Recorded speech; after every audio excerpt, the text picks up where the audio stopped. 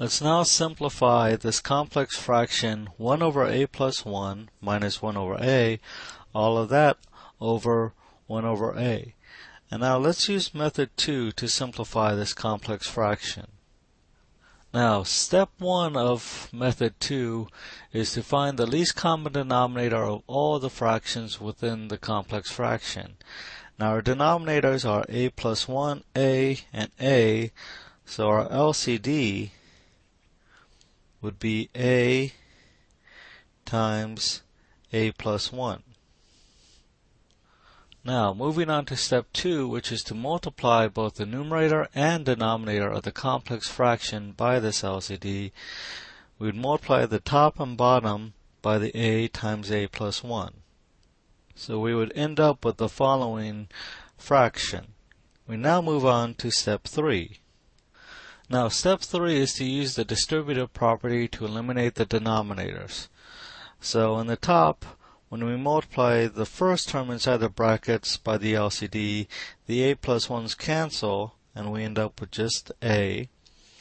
And when we multiply the second term inside the brackets by the LCD, the a's cancel, we get minus the quantity a plus 1.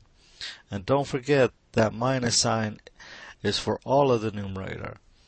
Now, multiplying the denominator terms by the LCD, the a's cancel, and we end up with just a plus 1. Now, do not try to cancel the a plus 1's on the top and bottom. As soon as there's a plus or minus sign between terms, you cannot cancel that way. So now let's move to step 4. Now, step 4 is to reduce to lowest terms. Now, to do that, I would first simplify our numerator, and when we do that, distributing that minus sign, the a's would cancel, and we would end up with negative 1 over a plus 1. And since that cannot be reduced, that is our final answer. Again, we no longer have fractions in our numerator or denominator, so this is our answer. Now also, I want to just repeat that you can use either method 1 or method 2 to simplify any complex fraction. Just use whichever one you're comfortable with, and make sure not to mix up the two methods.